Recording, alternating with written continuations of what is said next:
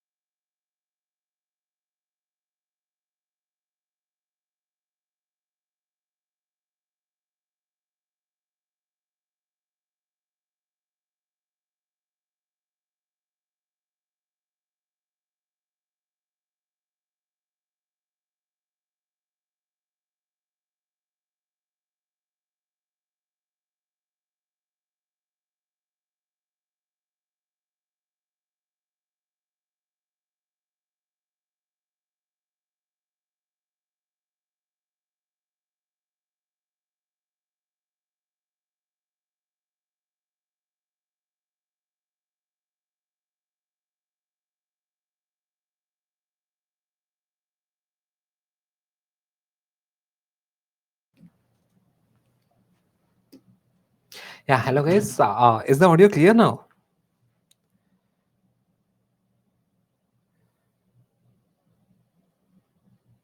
Clear audio, clear, right? Any issues with the audio? All clear. Okay. Yeah, chalo.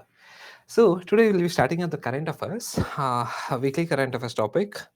I hope everyone is preparing properly for the prelims.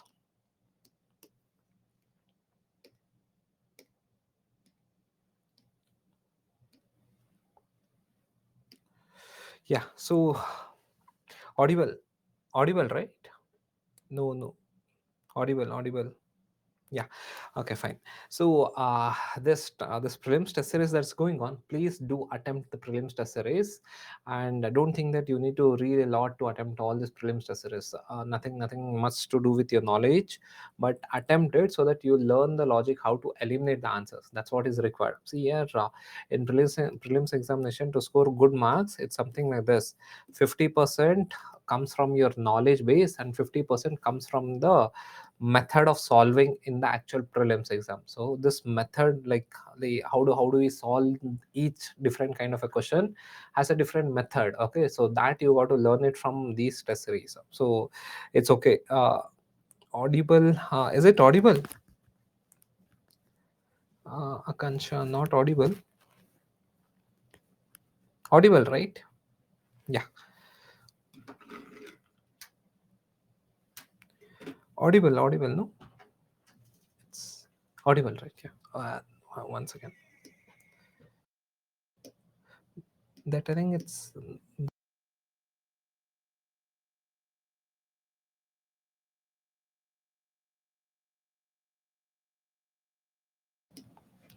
yeah, guys, for the people who are not getting this thing clear audio, please refresh the page. You'll get it. Everything is fine from our side. Yeah. Please refresh the page. Everything is clear from our side. Yeah. So today, these are the 7 topics that we'll be focusing on. So the first one is landslide atlas of India.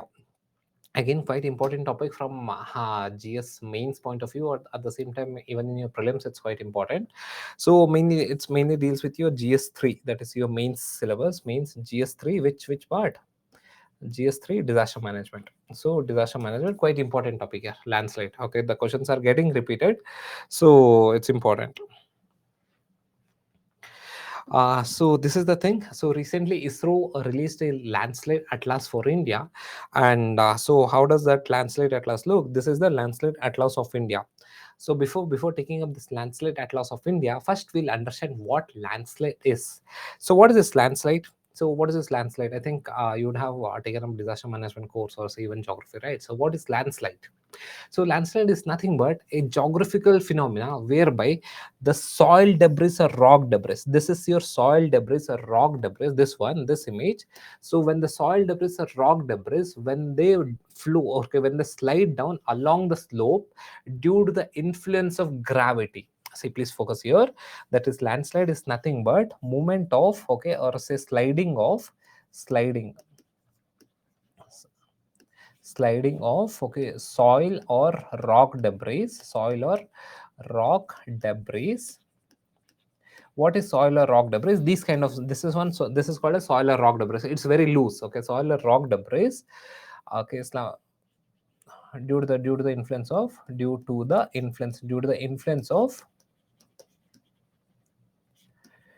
influence of gravity. See, the keyword is gravity, that is sliding of soil or rock debris due to the influence of gravity. This phenomena we call it as landslide. So where does it slide? Okay, it cannot slide on a plane, right? So where can it slide? It will slide from the hilly area. See, this one, there would have been, say, rock debris and soil debris.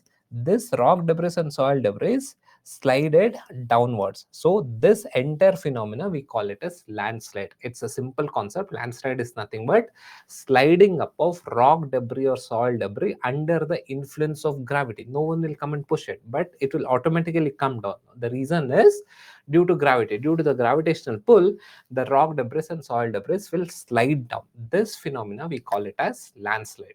But what is the causes of this? What is the agent that is leading to landslide? So what are the causes of landslide? We can divide the causes of landslide into two, that is natural causes and anthropogenic causes. This is how you got to write in your answer as well. So what are the causes of landslide? Don't just bombard with any points. Structurize your answer. Similarly, when you're studying also, structurize the way you have to study so that you can replicate the same thing in your answers. So what are the causes of landslides? Natural causes, anthropogenic causes. So natural causes, what is there in natural causes? The first cause is earthquake. See how earthquake is going to cause landslides. See, if there is any earthquake, what will happen? There will be tremors.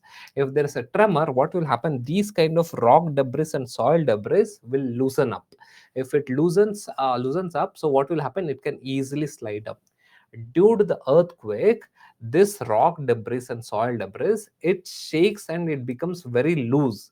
So as a reason, it can slide down. Say, assume that here there would have been rock debris and soil debris.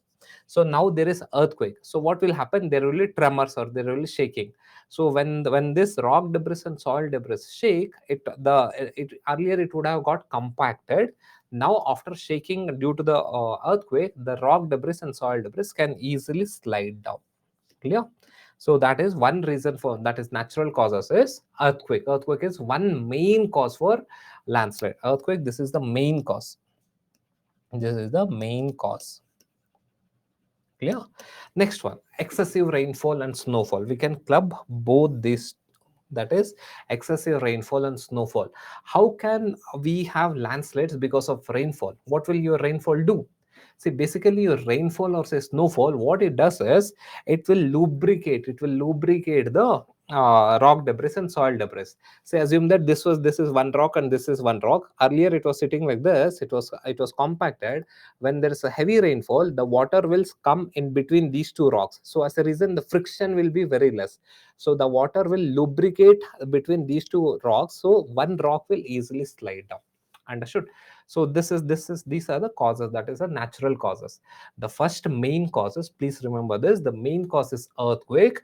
The other causes are your heavy rainfall or say excessive rainfall and snowfall. Clear? Got it? Yeah. Next one, okay, next causes is man-made causes. See, what are the causes of landslide? On one side you have natural causes, and the other side we have anthropogenic causes or the man-made causes. Man-made, can human also induce a landslide? Is it possible? can we induce landslide? Yes, it is possible. So how what are the reasons? So the first one is mining and quarrying. See, this is your mining. So whenever there's any mining activity, what we do, we use explosives. Okay, we use these kinds of explosives.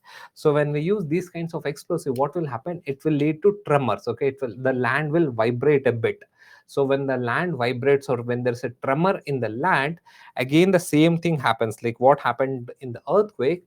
The rock debris and soil debris will get loosened up, so then it can easily slide down. So in mining and quarrying, we use explosives. Because of that, there are tremors. So since there are tremors, the rock debris and soil debris will get loosened up. So as a reason, it will slide down. Next one is slope modification. So what is slope modification? Again, please everyone focus here on this image. See, earlier this would have been the slope, and this would have been the original slope. So what happens? The entire weight of this slope will come to the ground. This will be ground, G and D. This will be ground. The entire weight of the slope will come to the ground and it will get distributed. The entire weight of the slope will come to the ground and it will get distributed. Now what I do is I cut this part. If I cut this part, what will happen? The entire weight of this slope will fall on this wall. Clear?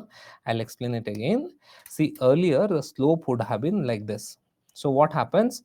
The entire weight of this slope will come to the ground and spread. That is, the force of this entire slope will come to the ground and it spreads. Now what I do is I cut this slope. So I cut this slope. What will happen? Now the weight of this entire slope, say weight of this entire part, this part will fall on this wall, right? So weight of till here, that is from here to here, the weight of this one will fall on this wall. So what will happen? This wall becomes very weak. Now assume that this wall, this red color wall falls down. So if this red color wall collapses, what will happen? This entire part will slide down. So what is the slope modification? We'll take up the real example. Earlier, my land, or say my mountain would have been something like this. This was my mountain. So what I did, so if my mountain is like this, what will happen? The entire weight of this slope will go to the ground and will get, it will spread along the ground, so that nothing, the slope will be stable. Now what happens if I cut this part? If I cut this part, say earlier the slope was like this. Now what I did, I cut this part and constructed a road over here. Now what will happen? The entire weight is on this wall, say this wall. The entire weight is on this wall. Say the slope is like this. Now the entire weight is on this wall. If there is a rainfall, what will happen? The weight of this slope will increase, because whenever there's rainfall, the soil will absorb more water. When the soil absorbs more water, the weight of this slope increases. Earlier the weight of this slope was easily transferred to the ground. Now I cut this slope. If I cut this slope, what will happen? The weight of this entire slope will fall on this wall. So what will happen? So this wall becomes very weak if there is any rainfall. So what will happen? This wall will collapse. If this wall collapses, this entire slope will slide down. That is the reason why you have so much of landslides during the winters, during the rainy season, in the monsoon season, mainly in the Western Ghats. Majority of the landslides are because of this reason.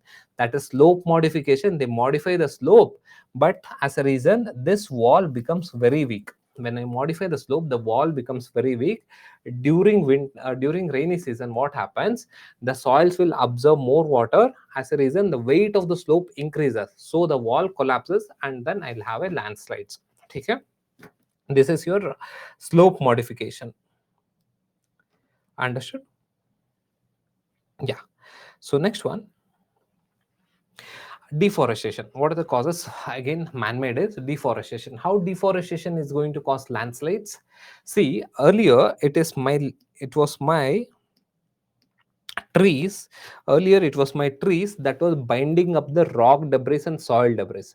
Since my tree, that is the root of my tree which was binding the rock debris and soil debris, the rock and soil debris could not move. It was the roots that was holding the rock debris and soil debris. Now I cut the tree. So if I cut the tree, what will happen? Who will bind the rock debris and soil debris? No one will bind the rock debris and soil debris. So as a reason, the rock debris and soil debris will gradually slide down, leading to landslides. Clear? So whenever there's any forest or say a tree, what will happen? The trees will bind the loose rock debris and soil debris. If I cut down the tree, there is no one to bind this rock debris and soil debris. As a reason, I'll have landslides. Clear? So these are the, yeah, so these are the reasons. Okay, that is the man-made reasons. Now let us come to the atlas. Okay, that is the atlas. That is, I hope this is clear, right? Any doubt in this part? Any doubt? Any doubt? All clear, right? Yeah, if you have any doubt, you can ask me, because a quite important topic from GS3 point of view, disaster management, and disaster management is highly scoring topic also. Clear, right? Okay, Sakib, quarrying. See, quarrying or mining, what we do now? So we use explosives. We use huge explosives. Huge, say you can consider to be huge, kind of mini bombs. So when we use these kinds of explosive, what happens? The land vibrates. When the land vibrates, or there's a tremors in the land, so the rock debris and soil debris becomes loose. So as a reason, it comes down. Similarly, like what happened in earthquake, the land vibrates, the rock debris becomes loose and it comes down. Similarly, in mining and quarrying, we use explosives, bombs. Okay, so because of that, what happens? The land vibrates, and the land and rock and soil debris vibrates and comes down. Clear? Yeah. Okay, deforestation, Harita. See here, deforestation. No, it's very easy. See, roots. What is the role of roots? The roots will bind the rock debris and soil debris. So if there is a root over here, my tree will, what it will do? It will bind the, so this will bind the rock debris and soil debris. If I cut this tree, what will happen? Now no one is there to bind this rock, bind in the sense hold this rock debris and soil debris. Now if I cut the tree, what will happen? No one is there to bind the rock debris and soil debris. So as a reason, it becomes easy for the rock debris and soil debris to slide down. Understood? So here, if this is the tree, if this is the slope, so earlier this is the rock debris and soil debris. So I had a tree over here. Yeah. So yeah, the roots were binding the rock debris and soil debris. Now I cut the tree. If I cut the tree, what happens? So now nothing is there, no root to hold this. So as a reason, what will happen? So this rock debris will slide down. Understood? Yeah, okay, fine, guys. Now let us come to this one, Atlas. Okay, please, you can use this one in GS3 disaster management, topic. Important topic here, DRDM, highly scoring. So that's the reason I took up this topic. So landslide profile. Okay, landslide, LS is your landslide. Yeah, landslide vulnerability profile. Okay, this is nothing but the atlas, that is the landslide atlas given by your ISRO. So this is the atlas.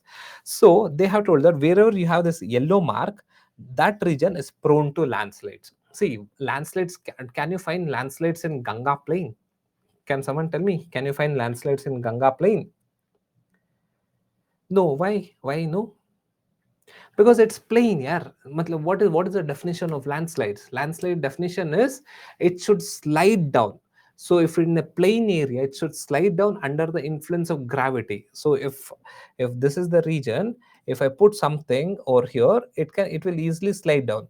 If the region is plain, if I put say few rock debris over here, it will not slide down, it will stay there. So that's the reason you will not have your landslides in Ganga plain or any of the plain region. Landslides are always found in hilly areas. Okay? So wherever you have hilly areas, you will have this landslides, because that is the definition of landslide: sliding up of rock debris under the influence of gravity. Okay, so this is your landslide. So landslides are found in Himalayan regions and in Western Ghats. So wherever you have this yellow color, so that those regions are prone to your landslides. Now let us consider the reasons why in Himalayan region we have landslides. So this part, why do we have landslides in this part? See, what was the main cause for landslides? A natural cause. What was the main cause for landslides? Earthquake was the main cause, right? I told earlier. So here, even in Himalayan region, earthquake. How does earthquake come? So what's happening? Himalayan region is an active plate margin. You should be knowing this one, right? So this is your active plate margin. What is active plate margin? When two plates collide or when there is any movement along the plane, we call it as active plate margin. So what is happening over here? This is India and this is say Eurasia. So India is moving towards Eurasia. So when India is moving towards Eurasia, what is happening along the Himalayas? That is the collision zone. So when both the continental collision is taking place, in this joint there is bound to have we are bound to have earthquakes. Clear? So that is along this Himalayan region we are bound to have earthquakes. So when we have earthquake, we will have landslides.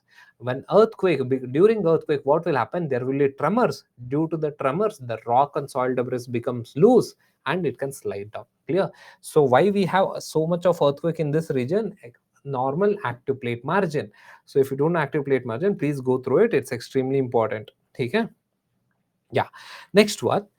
Now coming to this part, in Meghalaya, mainly in Meghalaya, why we have so much of landslides in Meghalaya?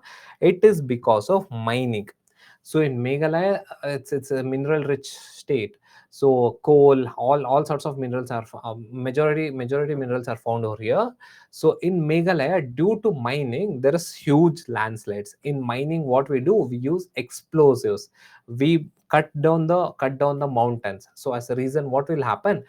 That is prone to landslides. Clear? In other part of say Himalayas, it's mainly the main reason is earthquake. Understood? Okay, fine. So next one. Now let us consider in the Western Ghats. In the Western Ghats, why do we have landslides? So if you would have seen, probably in the last say 1 decade or 2 decade, the incidence of landslide has increased in the Western Ghats. It was not so much frequent in Western Ghats say before say 1 decade or 2 decade. It's only in the last 1 decade the landslide frequency has increased in Western Ghats. What's the reason? The main reason is your deforestation. So what is happening? There's a rampant deforestation in Western Ghats. Because of that, earlier when there was a forest, when all the trees were there, the trees were holding up the rock debris and soil debris. Now due to the deforestation in Western Ghats, no one is there to hold the rock debris and soil debris. So as a reason, we have a lot of landslides along the Western Ghats. And the next main reason for landslide in Western Ghat is slope modification. Earlier my slope was like this. So as a reason, what was happening? All the weight, the entire weight of the slope was coming to the ground. This was ground. Okay, it was getting distributed to the ground. Now what did I do? I cut the slope in order to construct the road. Now what is happening? The entire weight is falling on this wall. So the slope would have been like this. The entire weight of this slope is now falling on this wall. And during rainy season, what happens? So if there's a rain, so what happens? This slope will absorb more water. If it absorbs more water, its weight increases. The weight increases, and again it is going to impact on this wall. So this wall will collapse. If this wall collapses, what will happen? The entire slope will slide down. So this is the main reason for your landslides in your Western Ghats. Clear? Understood? Yeah. Yeah, Hitesh, cloudburst, yeah, heavy rainfall. See, what does your rainfall do? The rainfall, the main reason, what does your rainfall do? The rainfall or say snowfall, basically it lubricates the rock debris and soil debris. So as a reason, the friction will be less. Since the friction will be less, it can easily slide down. Understood? Yeah. So please solve this one.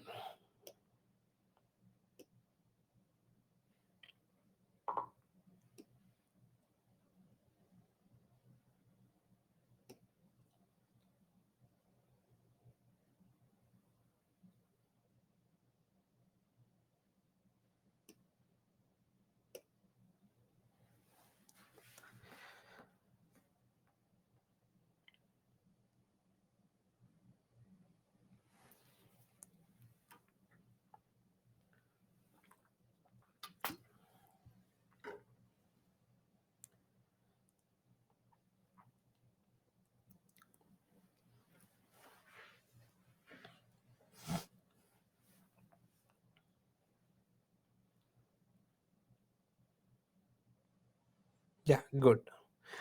See why, guys. See here in Ganga Plain, it cannot be. Ganga Plain will not have landslide. Ganga Plain is a plain. What is the definition of a landslide? Landslide means the debris should slide down under the influence of gravity. If I put debris over the Ganga Plain, and what will happen? Even if there's gravity, it will not slide down. It's already plain, so it will not slide down. So if I have a plane, if I put some debris, only then it will slide down. So in Ganga plain, will not have, say, landslides. Landslides are only found in your mountainous regions. Clear? Yeah. Next one, we'll take up this H3N2 influenza virus. So before taking up H3N2, let us see what we'll go step by step. Okay, so that you'll have a better understanding about the issues. That's the ongoing issue. So, what is this influenza? So, influenza is nothing but a disease. Influenza is nothing but a disease or a viral infection which is highly contagious. Contagious in the sense it can spread easily and causes fever, running nose, sore throat, headache, and cough. Clear? So, influenza is different. Matlab, don't link it with influenza virus as of now. Just know what is influenza. Influenza means it's kind of a disease whereby it leads to, it's kind of an infection where it leads to fever, running nose, sore throat, fatigue, etc., etc. So when any infection leads to these symptoms, so we call it as an influenza. Understood? Influenza is an infection, it is a contagious infection. So what leads to this influenza? What causes this influenza? So basically, influenza virus leads to influenza. Influenza virus causes influenza. Influenza is a kind of an infectious disease, okay, which leads to fever, sore throat, etc., etc. But what causes influenza disease? Influenza virus causes influenza disease. Okay? So what is this influenza virus? So influenza virus, there are basically four kinds of influenza virus: influenza A, influenza B virus, influenza D, C virus, and influenza D virus. So there are four kinds of influenza virus: influenza A virus, influenza B virus, influenza C, and influenza D. But for us, influenza A is highly contagious. It can spread easily. That is not as much as your influenza B, C, and D virus. Influenza A is very contagious. Clear? It can spread easily in the humans. So influenza A virus is further subdivided into multiple types. Understood? So basically at the top we have influenza virus. What does this influenza virus will do? This influenza virus causes influenza. Influenza is a disease. Understood? This influenza virus, there are four kinds of influenza virus: A, B, C, D. A is the most contagious one. Under A influenza virus, there are multiple subtypes. Okay?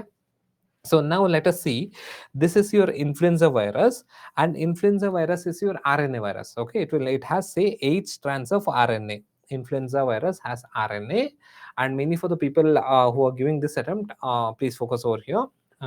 Quite important from prelims point of view, nothing to do with your mains, but prelims point of view. So this influenza A virus has 8 RNAs, and again, I told you, right, influenza A virus has multiple subtypes. Okay, influenza A virus has multiple subtypes. So various subtypes are there. So these various subtypes are determined by the spike protein. So in COVID, you would have heard about spike protein, right? So even this influenza virus has spike proteins. So the subtypes of influenza A are determined by the spike proteins. Say for example, so there are two important spike proteins. The first one is hemagglutinin.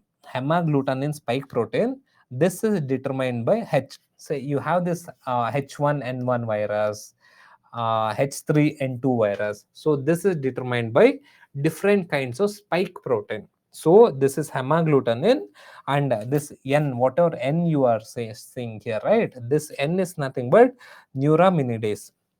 So there are two kinds of spike protein. This is, okay, hemagglutinin and neuraminidase. So different kinds of spike protein. So the H1, so H1 to H16 is available here. N1 to N16 is N9. So these are the different kinds of protein that are available in the influenza A type of virus. So if in H3 and N2, so basically here we have H3 type protein and N2 type protein. So the virus influenza A virus having H3 type protein and N2 type protein, we call it as H3N2 in influenza virus. Understood? Clear? Getting it? Yeah. So influenza. Now let us. I hope this is clear, right? What is influenza virus? A, B, C, D. Under A, we have multiple subtypes. One of the subtype is H3N2. So now let us consider what is this H3N2 influenza virus. So H3N2 influenza virus is a influenza virus. It's also known as Hong Kong flu. It's also known as Hong Kong flu, and it is highly contagious. What does this H3N2 virus do? It causes respiratory issues. So it mainly causes respiratory issues. Understood? So why is it called as Hong Kong flu?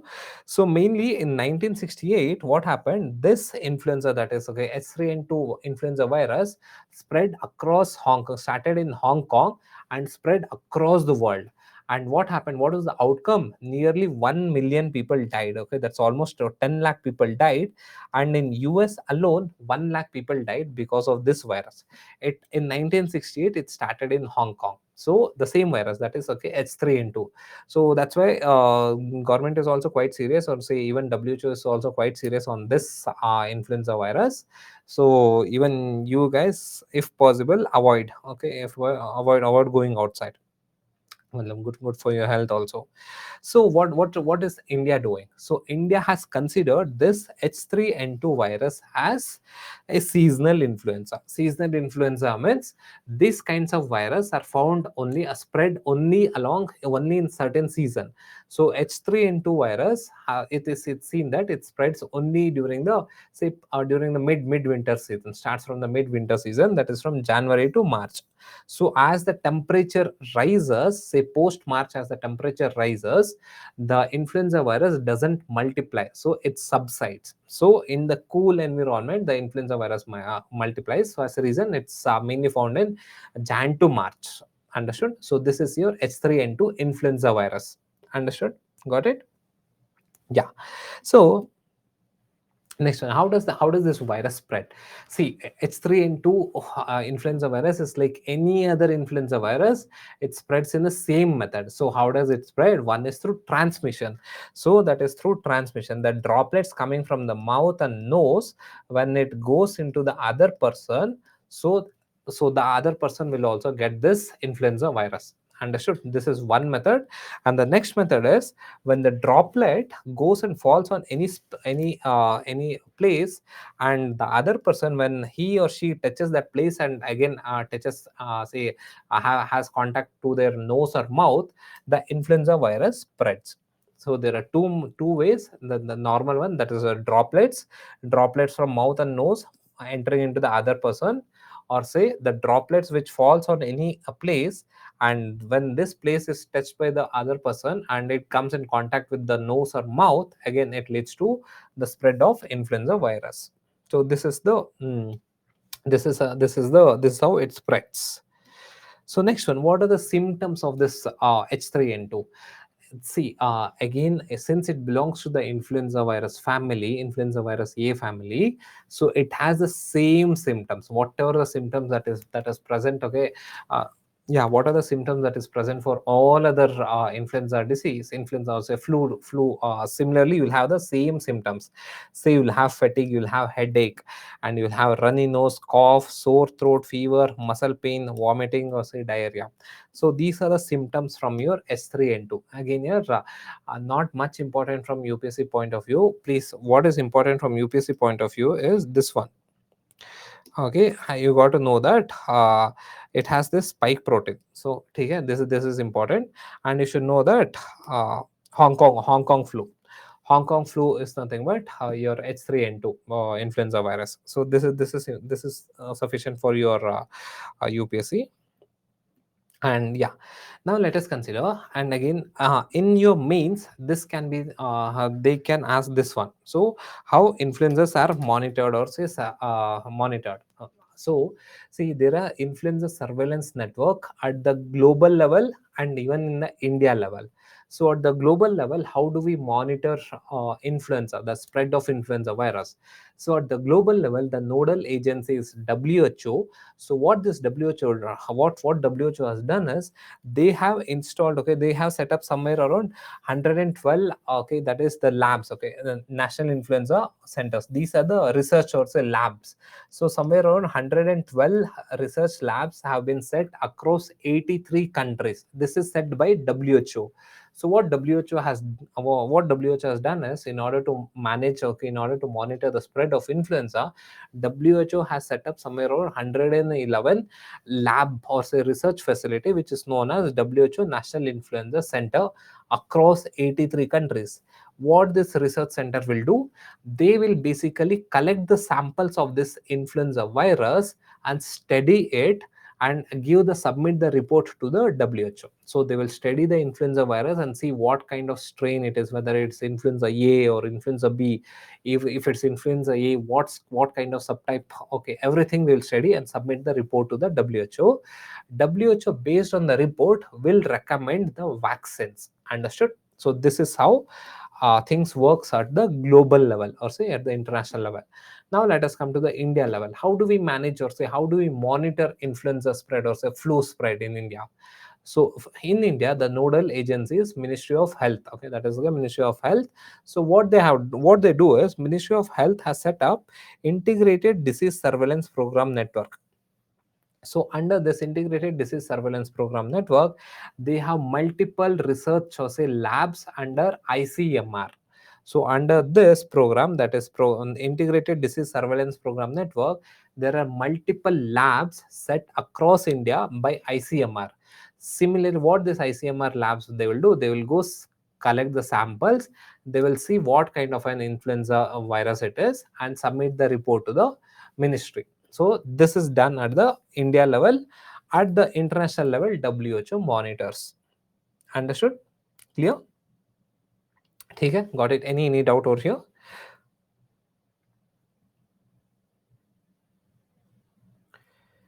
Okay, yeah, good here. Chalo, to whom? Sakib, in India, Ministry of Home of Health, Ministry of Health monitors it. Yeah. Next one, we'll take this ALMA telescope. Again here, don't become an astronaut over here. The reason why I took up this ALMA telescope is there are few questions in UPSC prelims, nothing to do with your mains. This is nothing to do with your mains topic. Some of the mains prelims questions deal with different kinds of telescope. Say one time they had asked neutrino detector, some ice cube. So multiple times they were asked questions on different kinds of telescope. That doesn't mean that you will do a research or PhD in types of telescope or say each type of telescope. Not at all required. Just have a basic idea. Acha, what is ALMA telescope? It is found over there. What is the role of it? That's it. Nothing beyond that. Okay, understood? Yeah. See, what is this ALMA telescope? So this is your ALMA telescope. It is a array of, basically there are 66 these kind of telescope set up in one region. Okay, the entire setup we call it as ALMA telescope. We'll see what ALMA telescope is.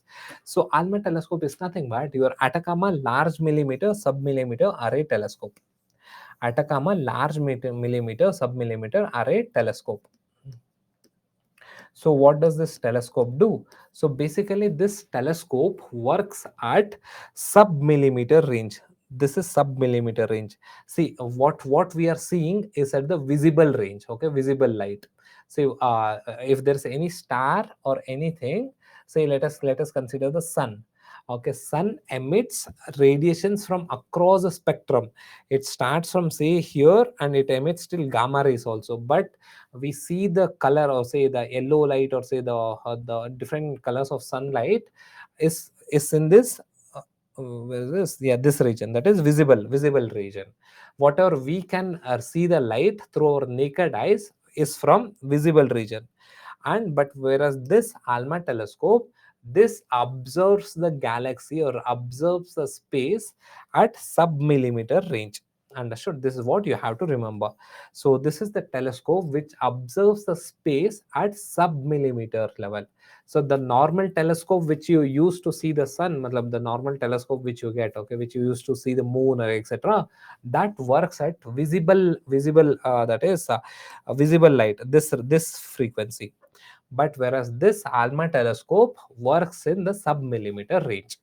So this is the thing. So using this, we can easily identify the say galaxies and different stars in the universe. So that is the role of this ALMA telescope. So this is what you got to learn.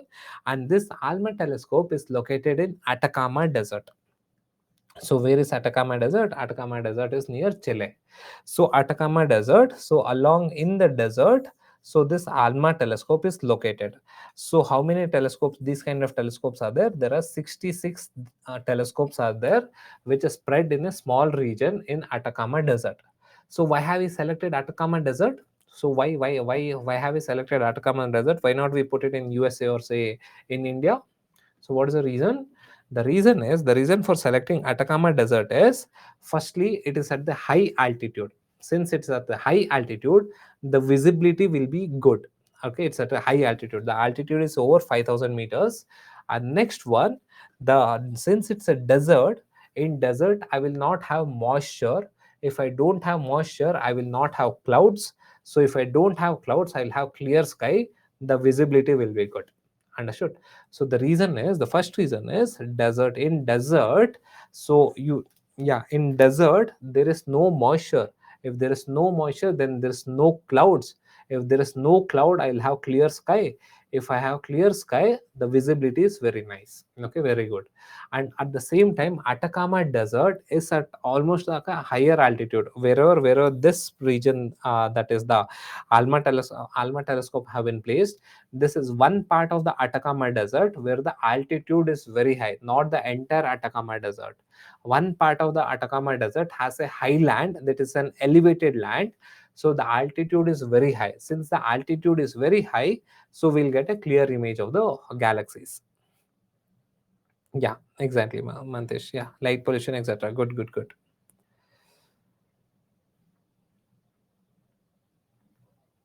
Yeah. No, Atacama is a desert name here. Okay, next let us come to the parliamentary privileges. So what is this parliamentary privileges? Again, quite important, both from prelims point of view and mains point of view. Please everyone focus here.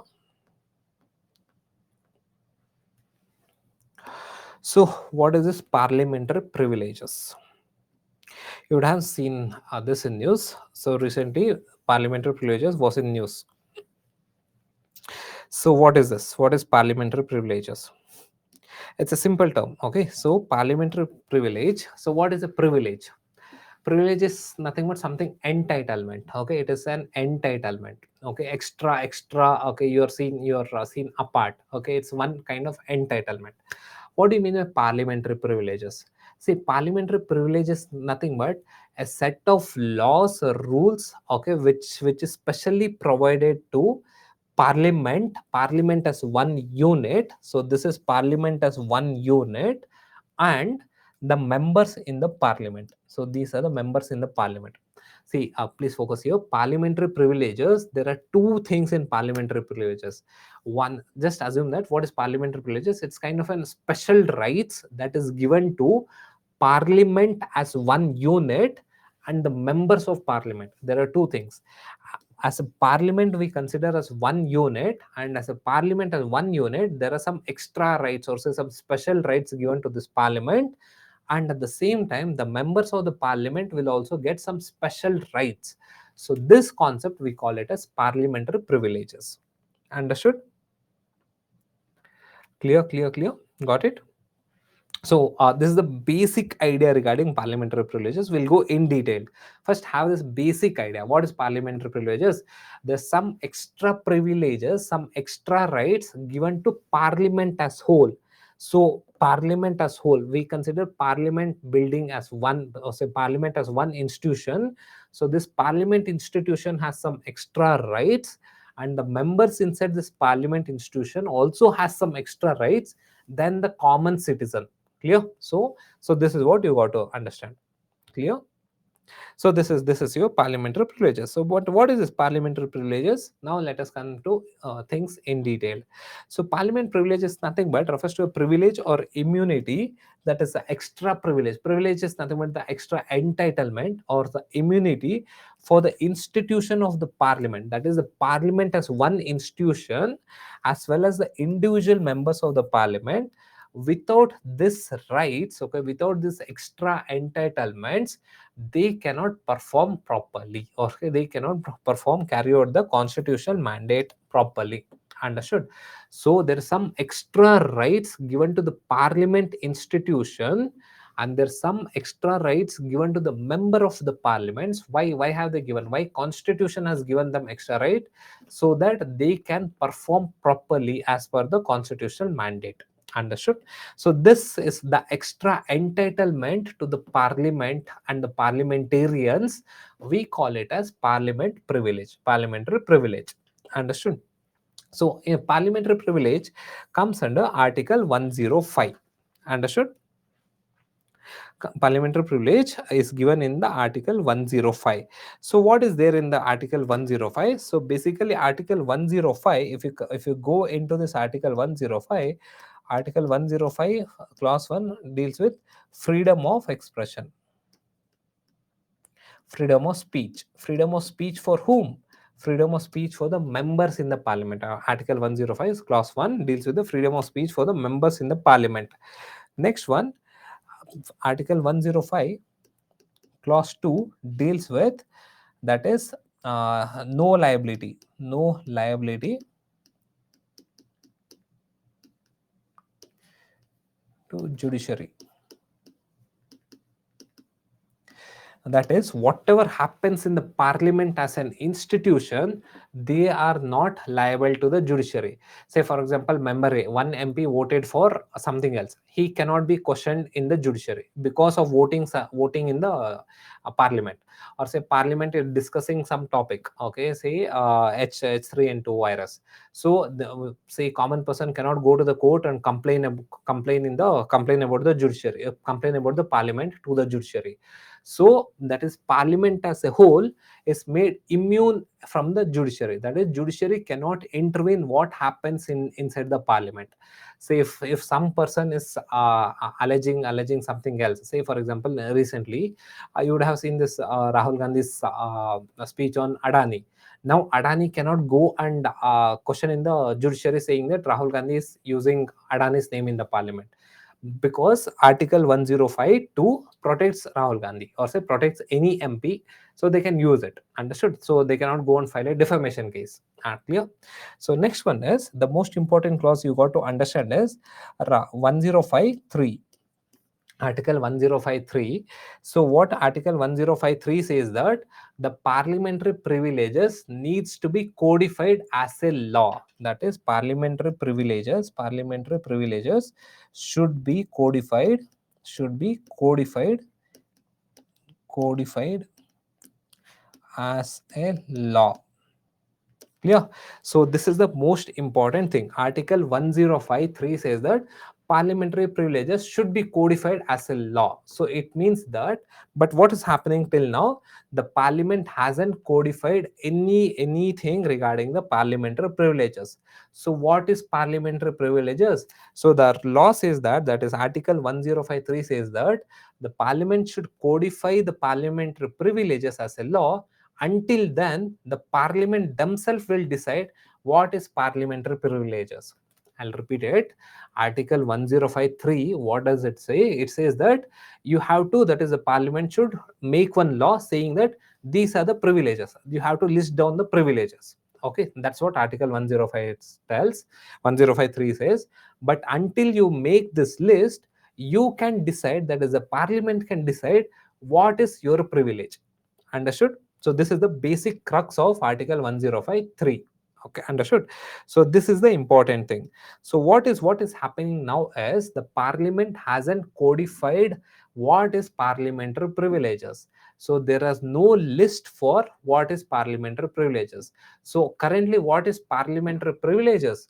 The parliament will themselves decide, acha, today this is the parliamentary privilege, tomorrow this will be the parliamentary privilege. Why? Because there is no codified law for it. Understood?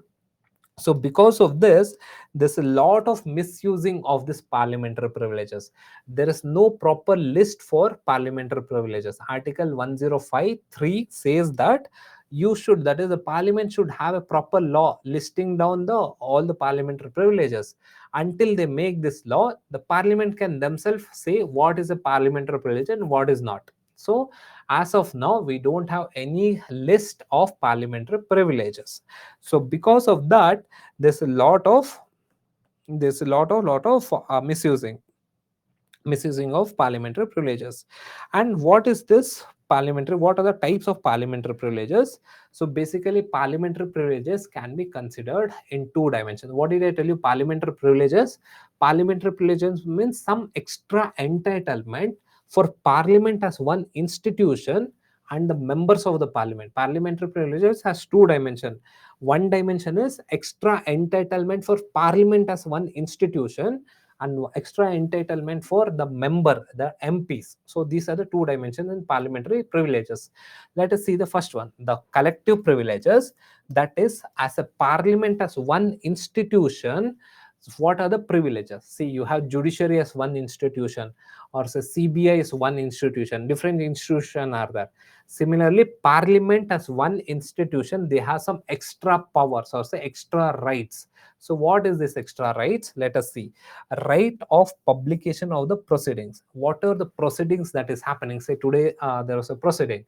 The parliament can wish to publish it, or it may not publish it. The right completely lies with the parliament. It is not that they have to publish it. Whatever happened in the parliament today, so tomorrow, if the parliament decides to publish it, it can publish it. If the parliament decides not to publish it, it cannot publish it. Okay? So that is the first right. As an institution of the parliament, okay, the entire parliament decides, no, will not publish whatever happened today. So they can completely stop it. Understood? So that is the first thing. That is the right of publishing of the proceedings. Next one, secret meetings. The parliament can hold secret meeting. So today morning, whatever the session was held, that was open meeting, that is called as an open meeting. The parliament, if decides, they can have secret meeting also. So that is the first, that is your secret meeting. Next one is, the parliament as an institution has powers to make its own rules on the conduct, okay, on the business, on the how business needs to be conducted. Clear?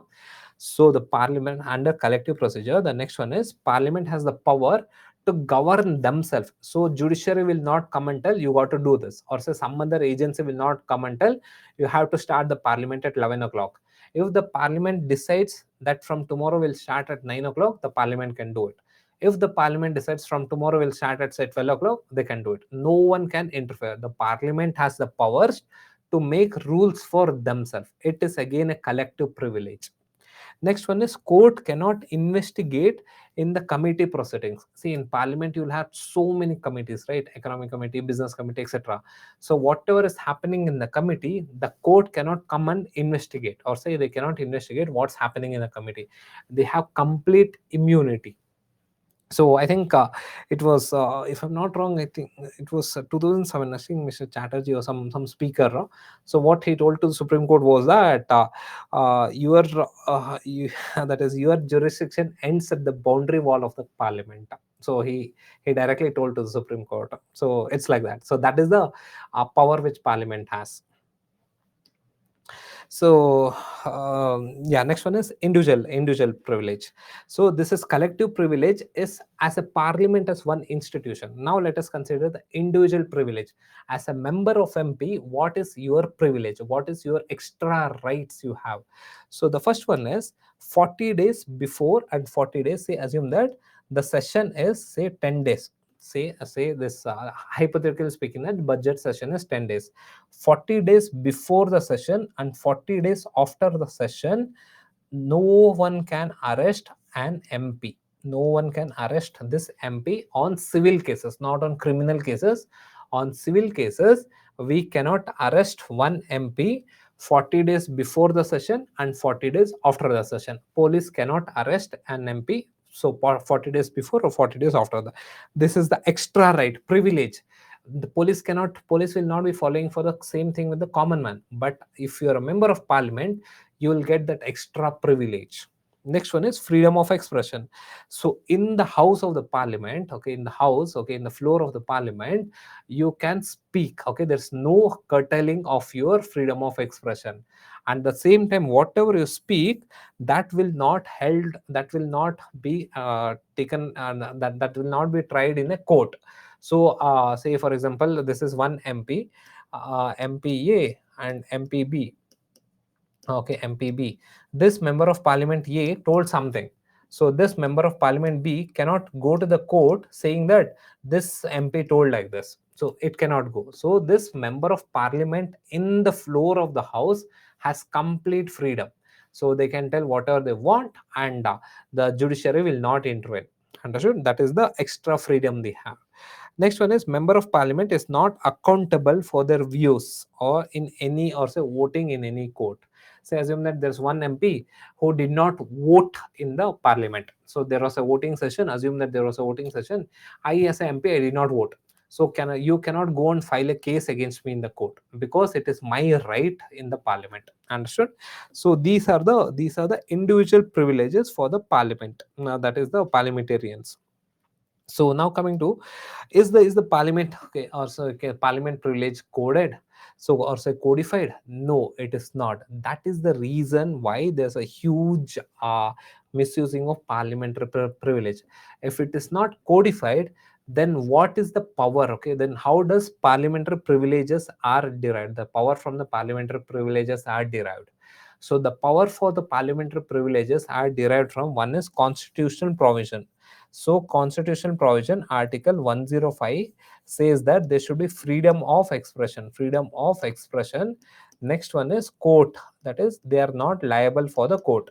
So that is under article, okay, 105, you have freedom of expression, and member of MPs are not liable to the court proceedings for whatever they do in the parliament.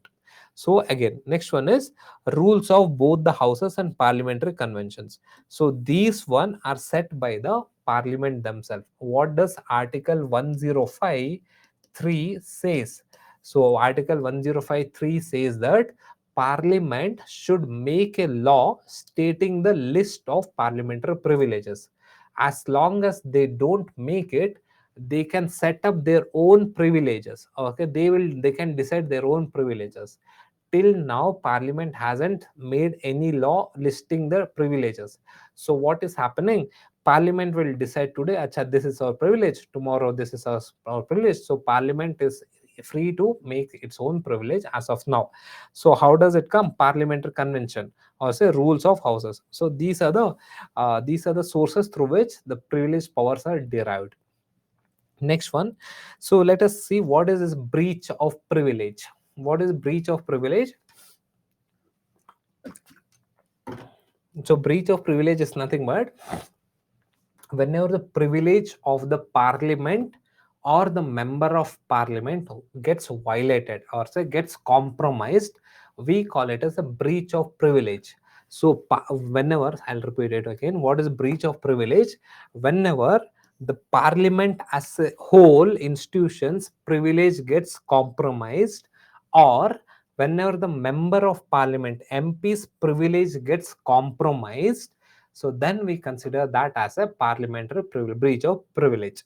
Clear? So this is the thing, that is breach of privilege, and it is an offense. Breach of privilege is an offense. If the parliament has certain privileges, everyone should respect that privilege. If the MP has some privilege, what is the privilege this MP has? 40 days before the session, he or she should not be arrested.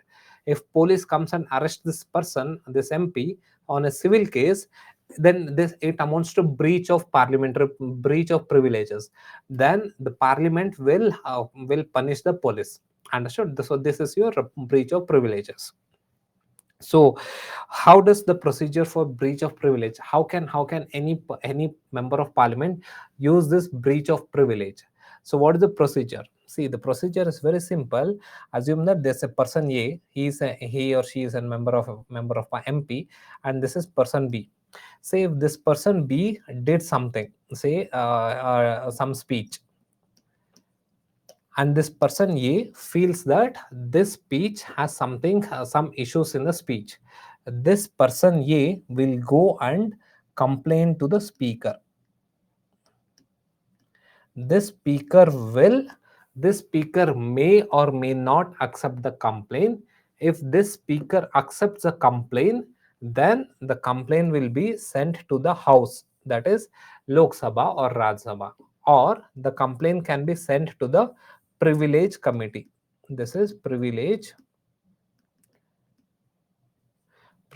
committee. It will be sent to the house. So there they will decide, and finally some outcome will be there. Here it will be some punishment will be there. Again, I'll repeat it. So please focus here. If there's a parliament, say assume that person A and person B is there.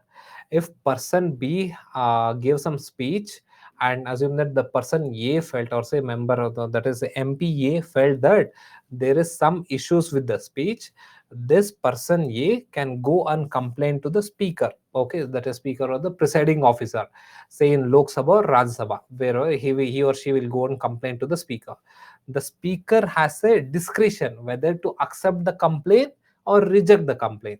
If the speaker accepts the complaint, the speaker can put the complaint in front of the house, in front of Lok Sabha, and say that, Acha, this is the complaint, what do you think? Do you agree or not? He or she can ask the entire house, or the speaker can transfer the complaint to the privilege committee. Parliament will have a privilege committee. There are 15 members in this privilege committee. This privilege committee will analyze the complaint, and then they will give some outcome. They'll give some report. So based on that report, some punishment will be given. Understood? So this is how we invoke the procedure for breach of privilege. Understood? Got it? So yeah, so what is happening over here? The speaker or the presiding officer has a lot of discretion. In Lok Sabha, the speaker has a lot of discretion. In Raj Sabha, the chairman has a lot of discretion. He or she may or may not accept the complaint. Understood? So what will happen? So again, if there's a discretion, then it leads to misusing of power. So what is this? What are the punishment? What are the, assume that if a member is proven that okay, he or she has breached the privilege. So what are the punishment?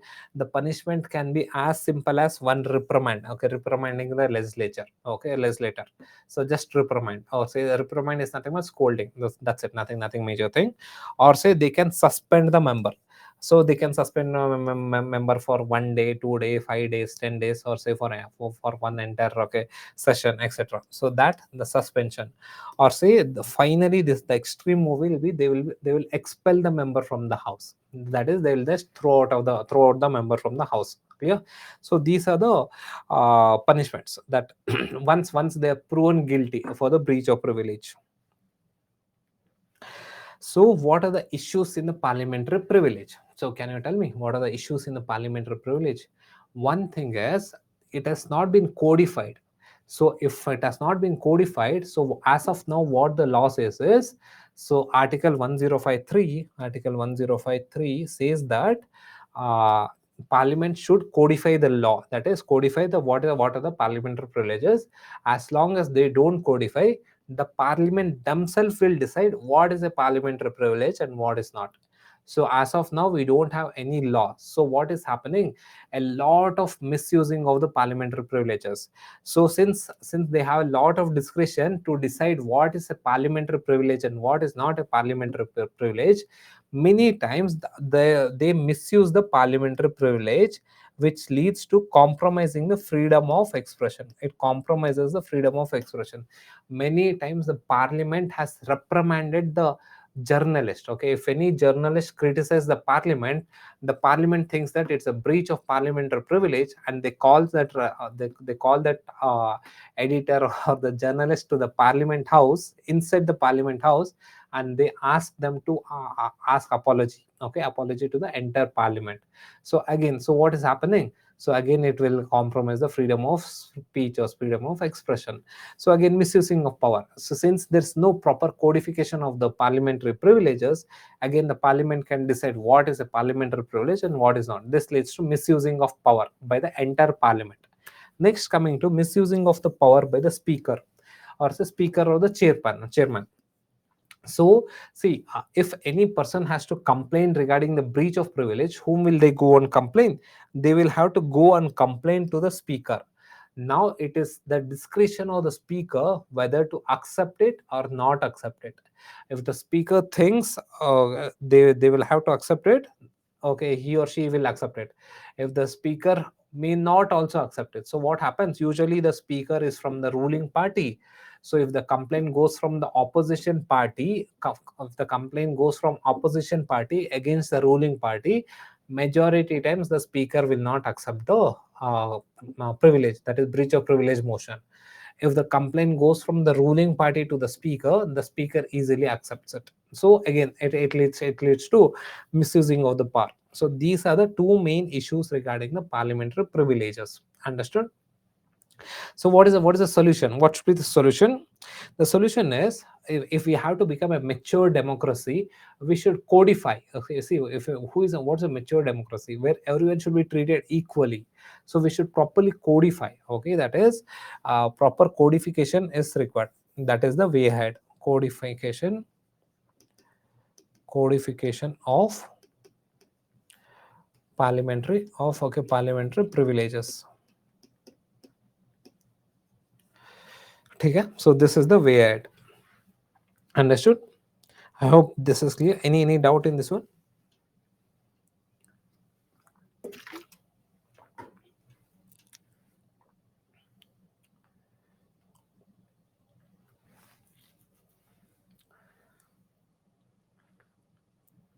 Yeah, okay. Ritu, who decides the parliamentary privilege? Yeah, please solve this one.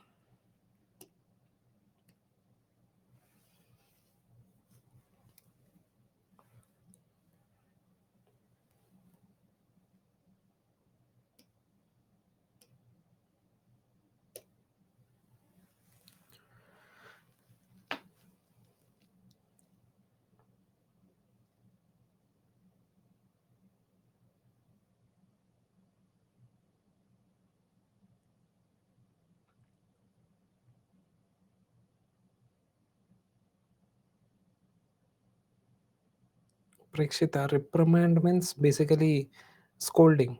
Scolding. Matlab not using cuss words, but reprimand. Matlab, why are you doing this? Matlab, shouting. So something like that. Yeah, good. Uh, See here, anyone can move breach of privilege motion. Can I and you go and move the breach of parliament privilege motion? No, anyone. It's not anyone. You got to be the member of parliament. Okay, it's only one MP can move a breach of privilege motion. So not everyone. Okay, this is wrong. And again, parliamentary privileges are not codified. Okay, yeah. Okay, amendment to the PMLA. Okay, what is this? Okay, PMLA, Prevention of Money Laundering Act. Okay, recently government amended this PMLA. So before taking up what are the amendments, first let us consider what is PMLA, Prevention of Money Laundering Act. Okay, before taking up what is Prevention of Money Laundering Act, let us consider what is money laundering. So what is money laundering? So money laundering, cleaning of money. Exactly, it's almost same thing. Okay, money laundering is nothing but basically cleaning up of the dirty money. So what is this dirty money? A process of cleaning of dirty money, we call it as money laundering. So what is this dirty money? Any money that has been generated from the illegal source, bribe, corruption, say arms trade, or say blood money, anything, any money that has come from an illegal source, we call it as a dirty money. And then cleaning up this money, okay, through, that is, okay, basically concealing the illegal source of this money and showing it as a legitimate money, we call it as money laundering. So what is money laundering? It is a process where I conceal the source of this illegitimate money and show it as a legitimate money. This process I call it as money laundering. Understood? So basically, I clean the dirty money. What is this dirty money?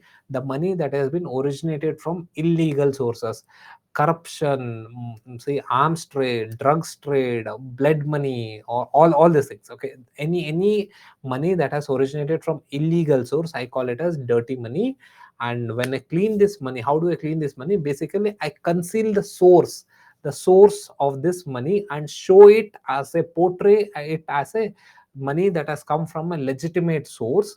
I call that process as money laundering. Clear?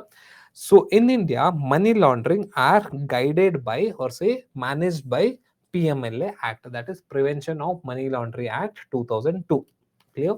So what is the agenda of it? So basically, this, as the name says, we have to prevent the money laundering. I hope money laundering is clear, right? Yeah, this is money laundering. So preventing this money laundering, so how do we prevent this money laundering? There are various provisions under this PMLA Act. So what are the powers of PMLA Act? That is, the authorities can confiscate the any properties obtained from illegal proceedings.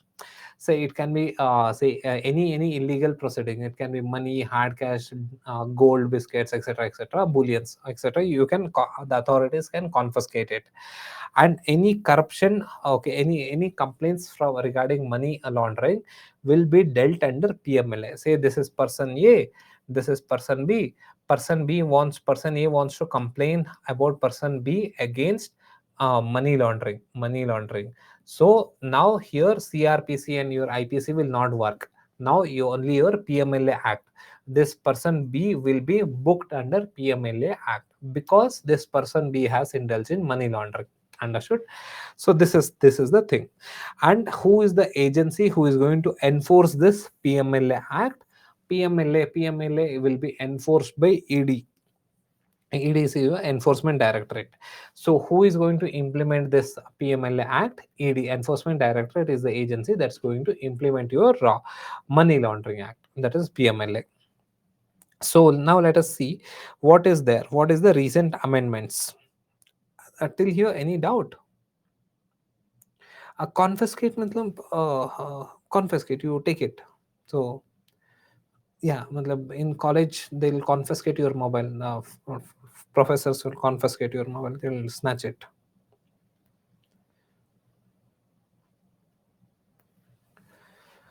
Yeah. So let us see what is the recent amendments. See here, nowadays the fancy terms, that is NFT, now, cryptocurrency, these are fancy terms has emerged. And these fancy transactions is leading to a lot of money laundering case.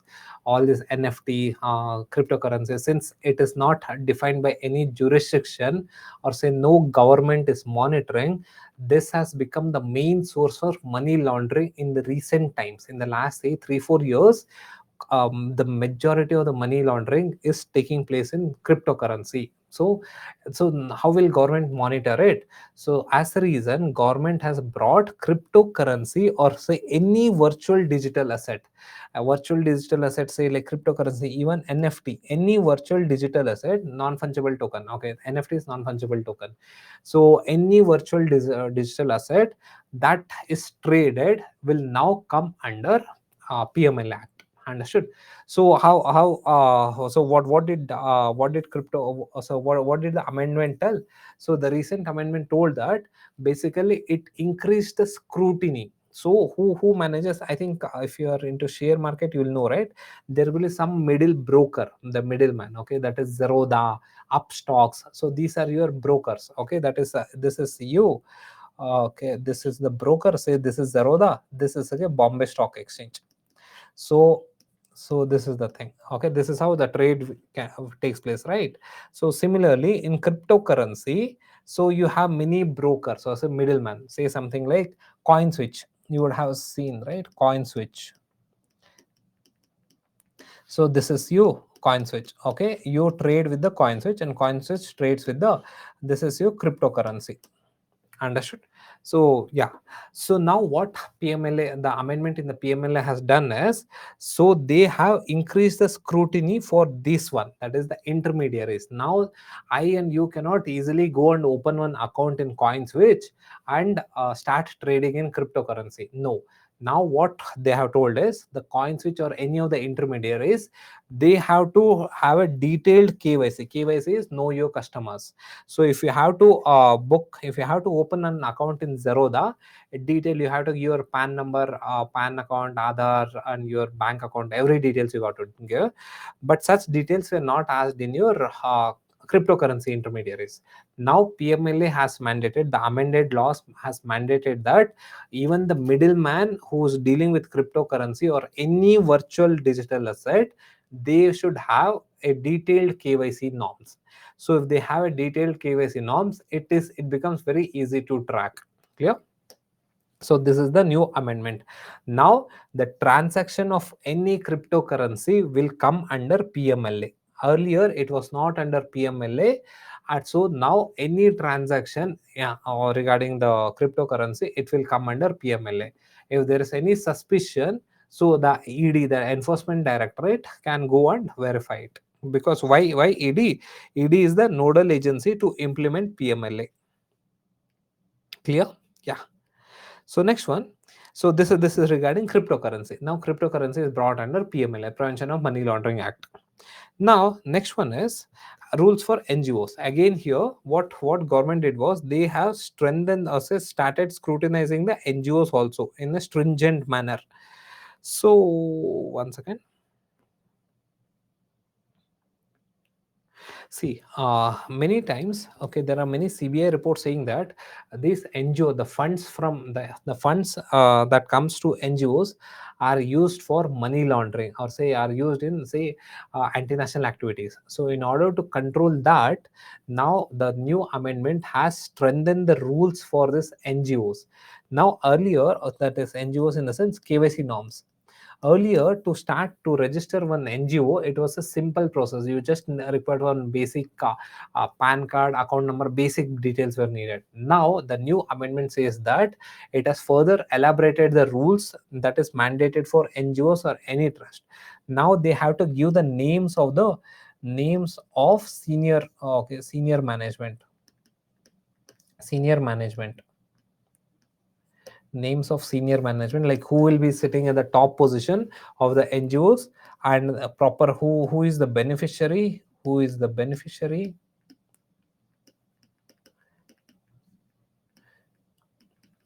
who is the beneficiaries, so etc. So these are they basically, the new amendments has strengthened the details that needs to be taken from the NGOs or the trust. So what's the reason? So the reason is, the illegal money should not be routed through NGOs, because to do money laundering. Clear? Yeah. So this is the new rules. Now let us come to FATF. Again, FATF is one important agency at the international level. So what does this FATF do? So basically FATF is an intergovernmental agency which deals with, or so which aims to combat money laundering. It is an intergovernmental agency started by G7 in 1989. So basically the aim of this FATF is to combat money laundering, stop the money laundering.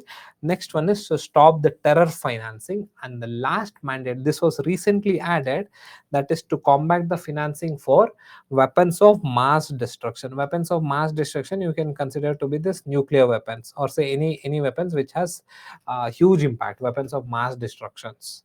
So basically in order to combat these three, so this is the agenda of FATF, okay, Financial Action Task Force.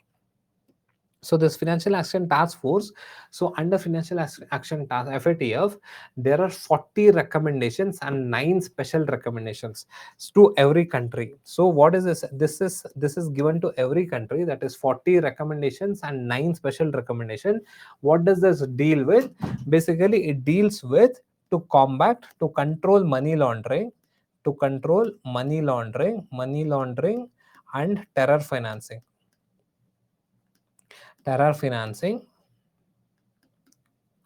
in effective manner. effective manner. So the members of FATF are intended to basically the FATF says that all the members of FATF should follow this 40 recommendations and 9 special recommendations so that they can manage the money laundering and terror financing. And India is also a member of this FATF. India joined FATF in 2006 as an observer, and again it became a full-time member in 2010. Since India is now become a full-time member, so India is bound to follow this 40 recommendations and 9 special recommendation. India is bound to follow it. So gradually India is following this 40 recommendations and 9 special recommendation. So the recent amendments that was made, so it was on the lines of this 40 recommendations only. Whatever the amendment that was made recently, that was in line with this 40 recommendations. So India is gradually implementing this 40 recommendations and 9 special recommendations. Now FATF has two famous, or rather the infamous lists, okay, which is called as gray list and a black list. So what is this gray list? They categorize the countries into gray list and black list. So gray list is the country whereby they fail to implement those recommendation and they facilitate, okay, that is they fail to implement this anti money laundering, or say combating the financing of terror finance, sorry, combating the financing of the terrorism regime. So the countries which fail to implement the recommendation but are on a verge to completely facilitate the money laundering, so those countries are put in gray list. Earlier Pakistan was put in gray list, now it is not there. So this is your gray list. And blacklist is nothing but, so these are the countries which completely facilitate terror financing, completely facilitate money laundering. It totally openly facilitates terror financing. Such countries are put in blacklist. Say for example North Korea, Iran. So these countries, they openly facilitate terror financing, so those countries are put in blacklist. Gray list are the countries whereby they don't have a strong regime to control money laundering, but they are in a verge to facilitate the money laundering. So those countries are put in gray list. These countries in gray list can anytime move to blacklist. So it is kind of a caution. So they have to come. They have to implement the recommendations of FATF if they have to come out of this lists. Clear? So this is your FATF gray list and blacklist. Next, coming to the question, yeah, please solve this one.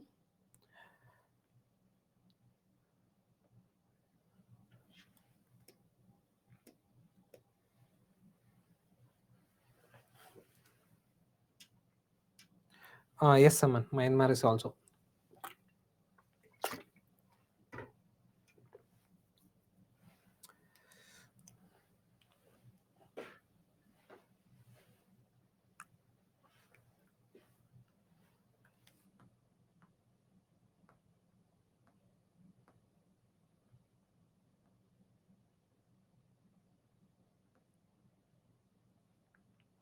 Yeah, good guys. Yeah, next one we'll take up inland waterways. Quite important. GS1 and GS3 point of view. Important here. Please focus over here. So recently, government aims to develop 23 river systems to utilize inland waterways. So what is this inland waterways? What do you think is inland waterways? So inland waterways are nothing but a navigable water. So this is your navigable water. Navigable water means where we can move. That is, all your ships or say boats can navigate and move. So navigable water in the interior parts of the country. So that we call it as inland waterways. Okay, inland waterways are nothing but your navigable waterways in the interior part of the country.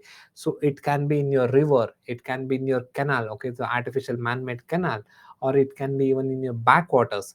So any place where we can navigate, that is any water, any aquatic place where we can navigate, we call it as inland waterways. It is different from your coastal waterways. This is inland waterways within the country. If we can navigate through river, backwaters, or canal, we call that as inland waterways. In India, nearly almost 15,000 kilometer navigable waterways are available, 15,000 kilometer. But what is the challenge is our water navigable waterways is very less. We haven't utilized even 1% of this 15, say 15,000 kilometer. So that is the challenge, or say that is the issue. But now let us see how navigable inland waterways are managed. So there's an act called as National Waterway Act 2016. So what is this National Waterway Act? National Waterway Act 2016 has identified 111, okay, 111 waterways that is deemed as national waterways. How you have national highways, state highways, similarly roads, I'm talking about the roads, you have national highways, right? Similarly, around 111 waterways are now declared as national waterways. It will come under union government. So national waterways. So that is National Waterway Act 2016. Why did they do it? So that we can utilize its potential. As of now, if you see the freight movement, if say assume that this 100 kg of freight, hypothetical assuming that this 100 kg of freight or say 100 kg of cargo that should travel in India. So of this 100 kg of cargo, 65 kg will go in road, 27 kg will go on the railways, and only half a kg, only 0.5 kg will go via inland waterways. See the potential. We have 15,000 kilometer of navigable river. Even then, we just have zero point 0.5 kgs of cargo or say going in this inland waterways. This is the major issue. And Inland Waterway Authority of India is the nodal agency. How you have National Highway Authority of India, NHAI. NHAI is the nodal agency for national highways. Similarly, Inland Waterway Authority of India is the nodal agency to manage the national waterways. Clear? So this is the basics of inland waterways. Now let us see what are the advantages of inland waterways and what are the challenges of inland waterways. So what are the advantages of inland waterways? See, there are various advantages. First one is it saves cost. The cost is very less. Okay, the cost of transportation is very less in your inland waterways. How much? So how less? If you consider, so there is 1 ton. If we consider this is 1 ton of block, say 1 ton of cargo. Okay, 1 ton of say some luggage. This is 1 ton. Okay, 1 ton of luggage. So I have to move this 1 ton of luggage for 1 kilometer to this point. So this is point A. This is 1 kilometer. If I have to take this 1 ton of luggage on road, it will take 2.5 rupees for me. If I have to take same 1 kg of luggage for 1 kilometer in railways, it is going to take only 1.36 rupees. But if I have to transport the same 1 kg or 1 ton of luggage for 1 kilometer in inland waterways, it is going to cost only 1.06 rupees. So it is almost 50% cost of that of road. So it saves a lot of cost. So that is the first thing. Okay, this is the data. This is the data with a report only. So that is the it is a cheaper. Second one, it has less carbon footprint. So what do you mean by less carbon footprint? Carbon footprint means emission, the carbon emission. So if there's a huge carbon emission, big carbon footprint. If the carbon emission is less, we call it as less carbon footprint. Carbon footprint means basically amount of carbon emitted, okay, the pollution, amount of pollution. So your inland waterways, even in inland waterways, the pollution is very less compared to your land, so compared to your roadways and railways. How much less? Let us see. So basically here, if I have 1 liter of diesel, this is say 1 liter of diesel, 1 liter of diesel. If I use it in roadways, I can transport 24 ton of cargo for 1 kilometer. This is 1 kilometer, 24 ton. This is 24 ton of cargo for 1 kilometer using 1 liter of diesel. In railways, in railways, I can transport 95, that is 95 ton of cargo. It's a 95 ton of cargo for 1 kilometer. But whereas in inland waterways, I can transport 2 215 ton, okay, 215 ton for 1 kilometer. See, with just 1 liter of diesel in roadways, I can transport only 24 ton of cargo for 1 kilometer. With 1 liter of diesel in railways, I can transport 95 ton of cargo for 1 kilometer. But whereas in your inland waterways, I can transfer 215 ton for 1 kilometer. So what is happening? I just require 1 liter of diesel. So if I, so what does it mean? Less fuel. Less fuel usage means less emission. Less emission means less carbon footprint. Clear? So again, see again, this is the advantage, that is less carbon footprint. Next one, carries bulk cargos. So what do you mean by bulk cargos? Huge sized cargos. If there's a huge sized cargos, it cannot be properly transported in the railways, because railways, it's a broad gauge. Okay, it will maximum, it will say five, I think 5 or 6 meters only. So roadways is also not very broad. But if it's a bulk cargo, I can easily transport in the inland waterways. Next one is reduce the burden on the railways and roadways. If I have, if you take this part, so here my Ganga flows like this, but here the roadways and the railways are highly clogged. That is, it is overused. The capacity is here, the reports is that nearly we are using somewhere around 120 percentage of the capacity in the Ganga plain. So there, if I have my inland waterways, what will happen?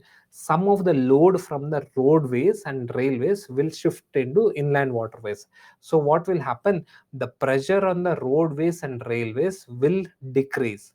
So that is good. So these are the advantages of having inland waterways. Understood? Okay. Durgana, carry bulk cargos, matlab huge sized cargos, which cannot properly fit on the road or in the railways. That's easily possible. Yeah. Next one. See, if we have so much advantages for inland waterways, but what are the challenges? So, what are the challenges for inland waterways? There are multiple challenges for inland waterways. Let us analyze in various dimensions. So, first one is, yeah. So, first one is, we'll analyze from a geographical angle. So, what are the challenges? Geographical angle. See, geographical angle. So, in the southern part of India, do we have perennial river or non-perennial river? So we have non-perennial river. Non-perennial river means, say, half of the year only in the monsoon season the water flows in the river, and in the non-off monsoon season the water doesn't flow. So now if you go to Kaveri river, so there's no water flowing in the Kaveri river. So where will I use my inland water transportation, or say where will I use my boats or ships? I cannot do it. So geographical, one main geographical challenge is, in South India, rivers are non-perennial. Rivers are non-perennial. Non-perennial. But that is not the condition in your Ganga plain. Say in your Ganga plain, Ganga and Brahmaputra plain, that's not the condition, because that is perennial. Always there's a water flowing, so that's not an issue. Only in South India, rivers are not perennial. So as a reason, the potential for inland waterways is less in South India compared to the Ganga plain. But at the same time, in the Himalayan region, can we have inland water transportation in the Himalayan region? No, because there are a lot of waterfalls, that is riffle pools, lot of nick points are there, that is waterfalls are there. So I cannot have my boat or ship going there. If the boat goes to the waterfall, it will fall down. So I cannot have that. The challenges in Himalayan region is lot of waterfalls, nick points, waterfalls, waterfalls, nick points, NSEK, KNSEK, yeah, nick points, etc. in the Himalayan region.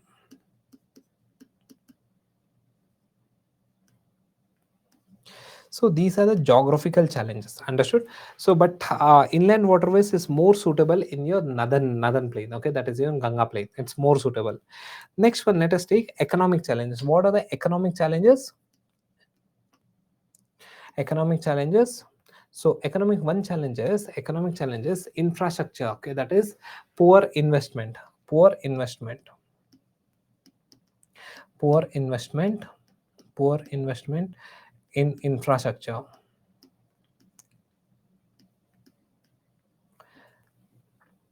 Infrastructure only is not developed. Second one is the ship costs. Initial cost, initial costs of the ship are high.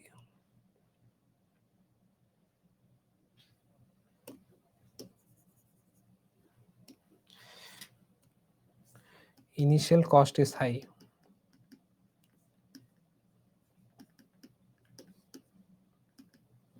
Okay, these are the broad, okay, economic challenges. And what about the political challenges? Is there any political challenges? Political challenges?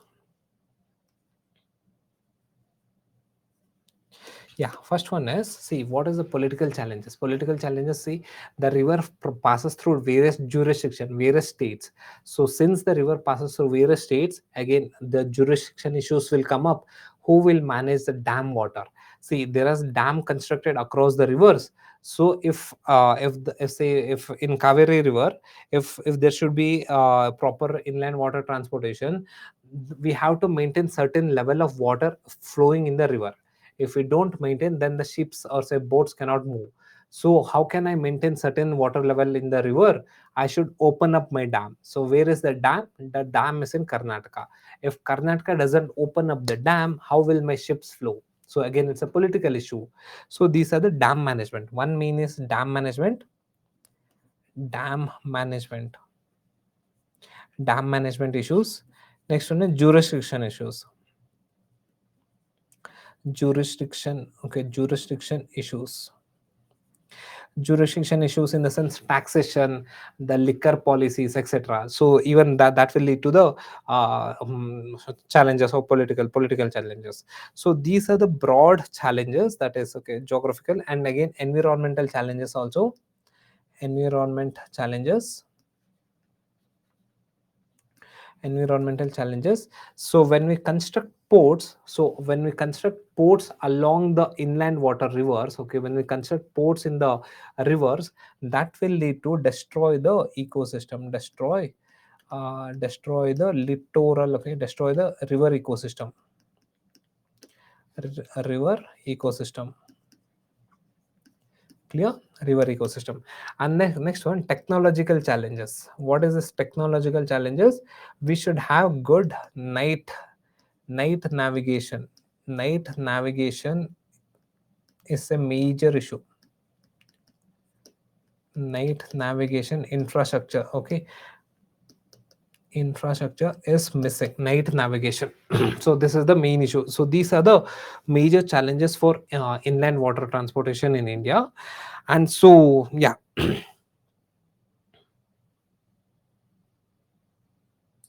understood. Yeah, clear. Fine, we'll take up the question.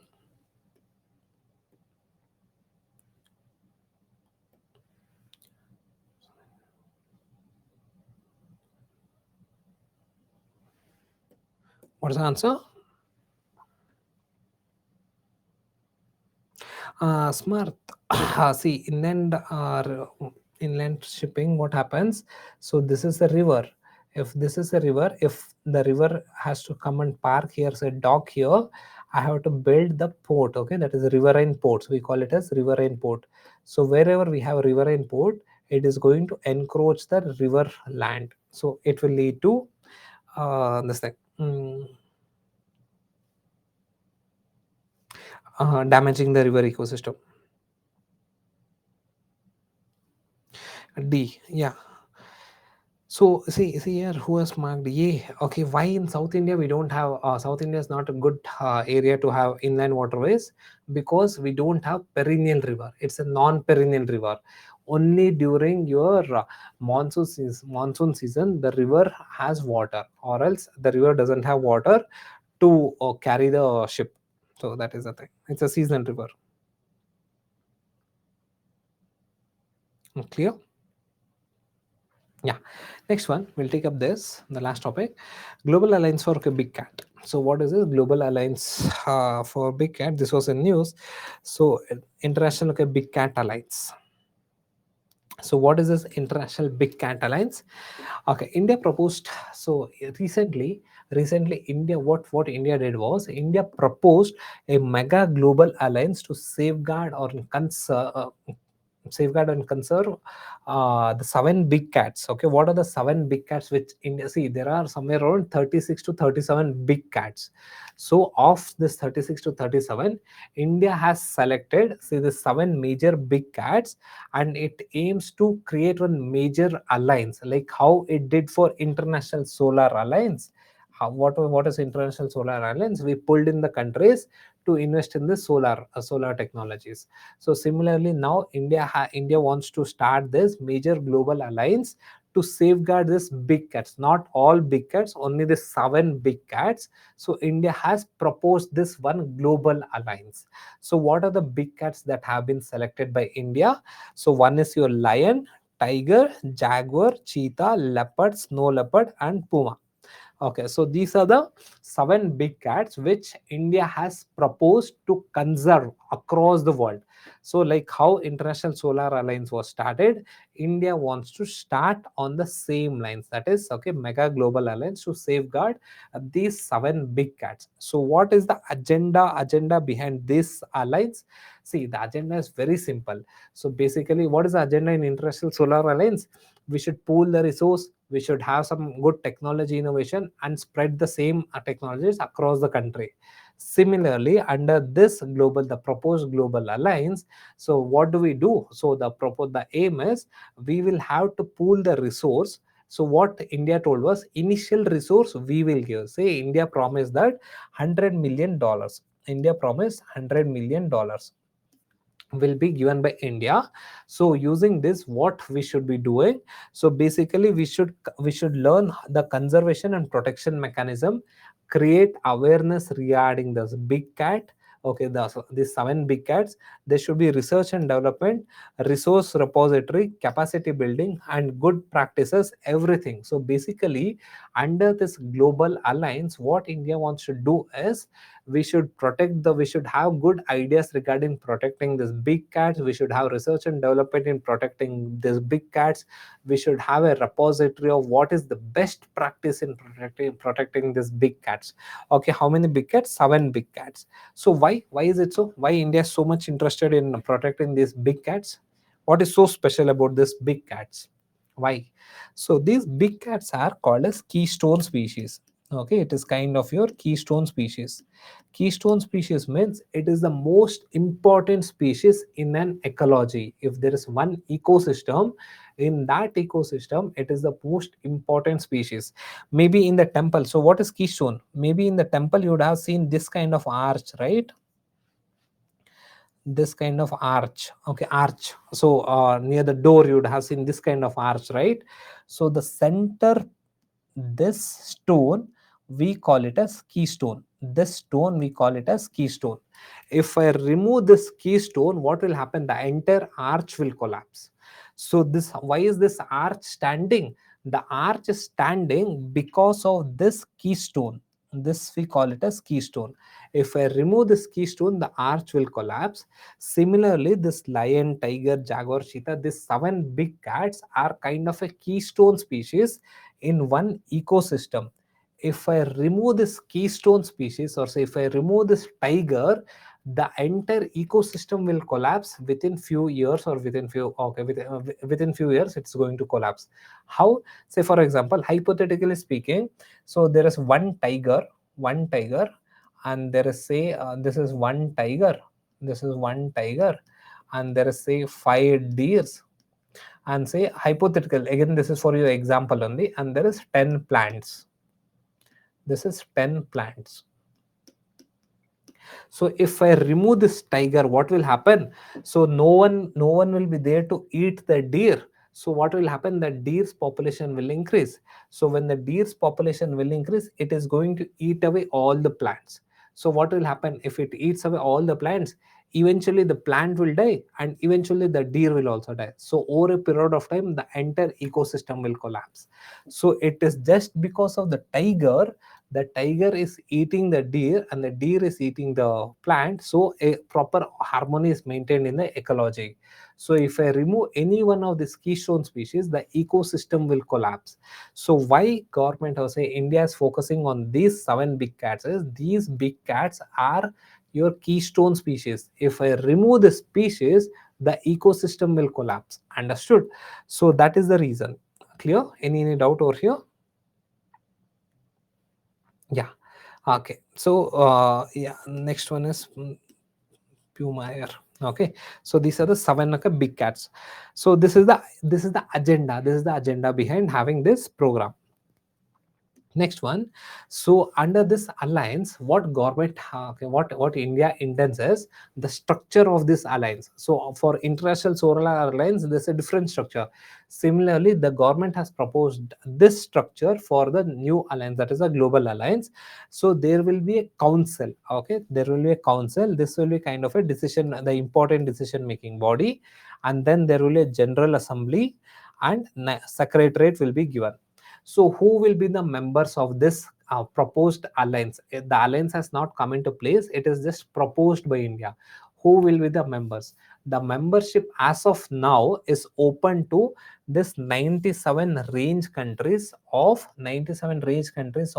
seven big cats. What do you mean by range countries? What is range countries? So basically range countries are the natural habitat of this big cat. Wherever these big cats are naturally found, it is called as a range countries. These seven big cats are found in 97 countries.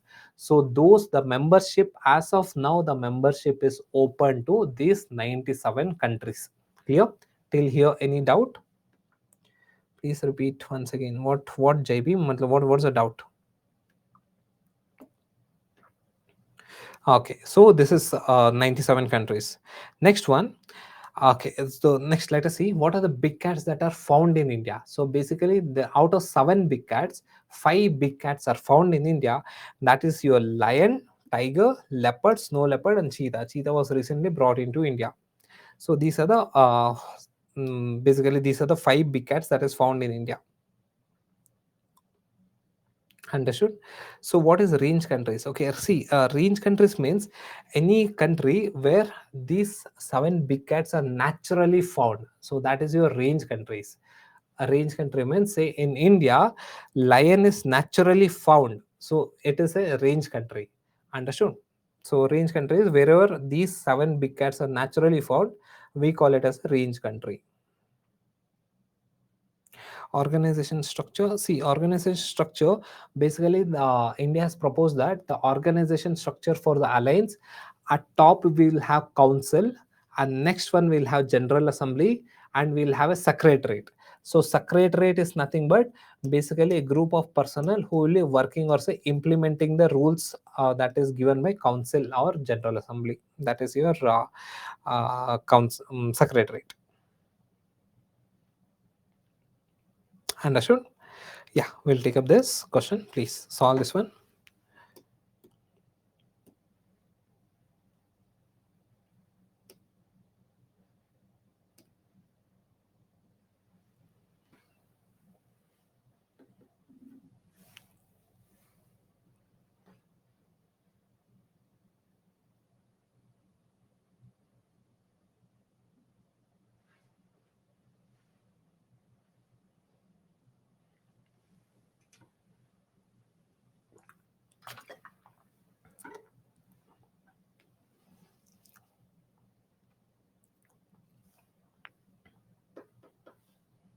Yeah, good guys. So B is the answer. So not just in India, not just in Asia, across the world. It's an international alliance. So yeah. So yeah, guys. Thank you. Uh, yeah. Any doubt, guys? Any doubt in the session? All clear. If you have any doubt, let me know.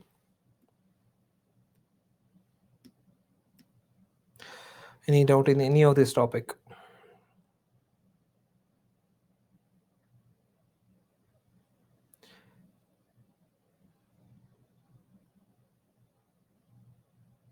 ICMR, Indian Council for Medical Research. Lipika, any tips for prelims? See, Lipika, for prelims, no, please focus on previous year questions a lot, and realize the fact that 50% of you clearing prelims depends on the knowledge, and 50% of you clearing prelims depends on how you solve the paper.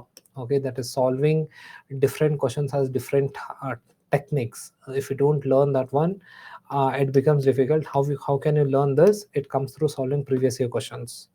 And 50% of the knowledge, 50% of the questions you can get it through knowledge, and mainly focus on the core subjects. हो जाएगा यार, मतलब to clear prelims it's not a big deal.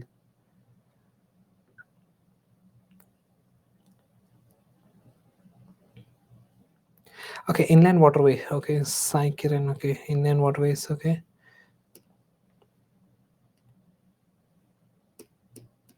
yeah, what's the doubt in inland waterway?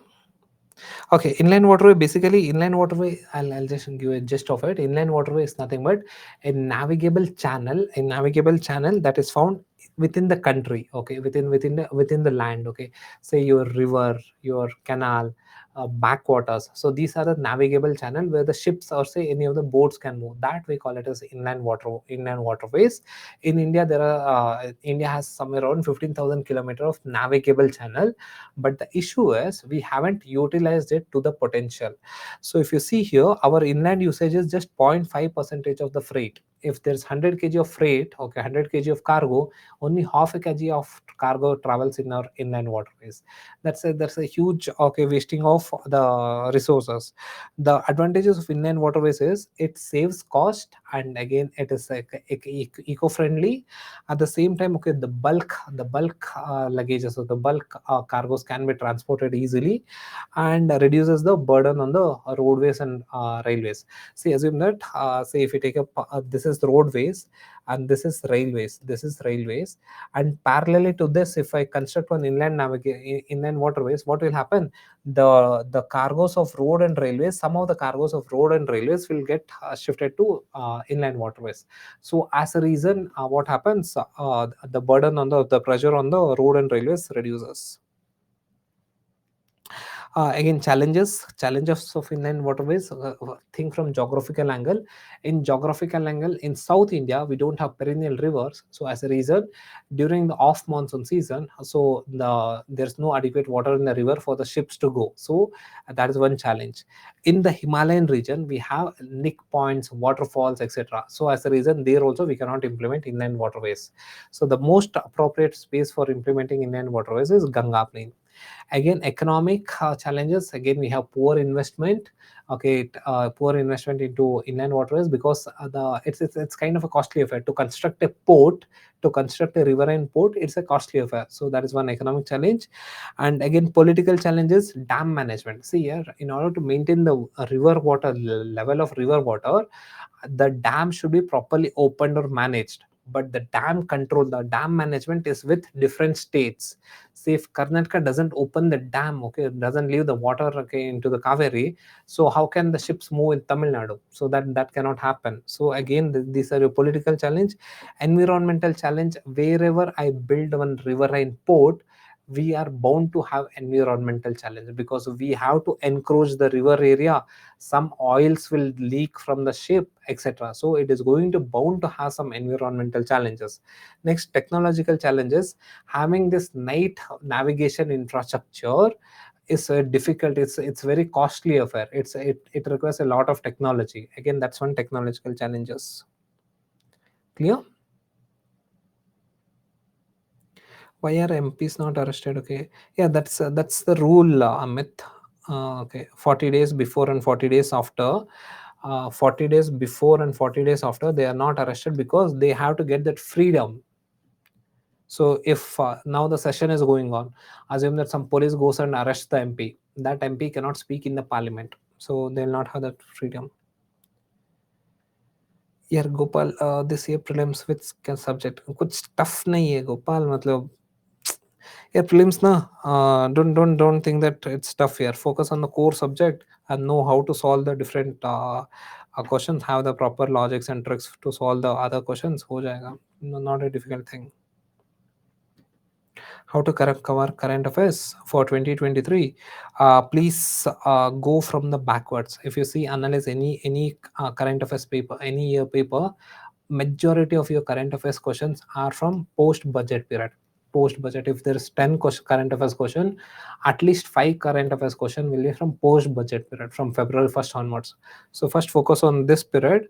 Once you're thorough with this, then you can go from backwards, go from January, December, November backwards. Don't start from June to December, go from backwards.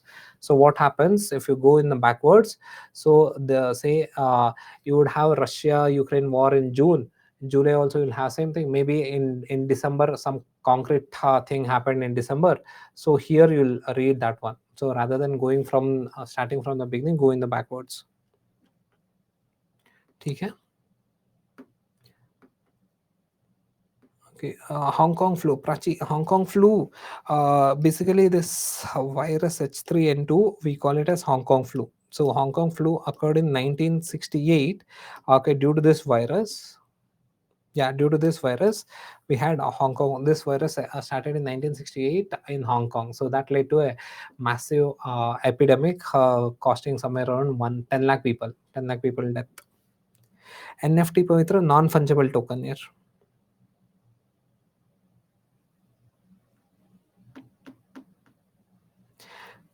Gopal, modern history is not tough in previous year. So, and know the fact that there are some questions that are meant to be left in prelims. Okay. ठीक है, yeah, chalo guys, all the best. Study well again. For the people who are given prelims, do not waste your prelims attempt having some wrong strategy. So don't think that you got to have a lot of knowledge to get good marks. You got to have an in-depth knowledge in the core topics, mediocre knowledge in other topics, whereby you should know how to solve the paper. Don't miss out on this aspect, that is how do I solve the paper, how do I approach the paper. That's also very important, also equally important than learning everything. Don't be a content collector. See here, just by collecting all the pens is not sufficient. You should know how to write also. Okay, so just by collecting information it's not sufficient. You got to know how to solve also. Solving, trust me, it's like 50% weightage you got to give it to solving aspect. How do I solve it, how do I approach this question? If you don't do that, next attempt ho jayega. So uh, don't do that. Prelims is very easy. Yeah? The actual game starts in mains, the real competition starts in mains. Prelims na ho jayega, but have a right strategy. ठीक है. हाँ, okay, चलो, bye bye, all the best.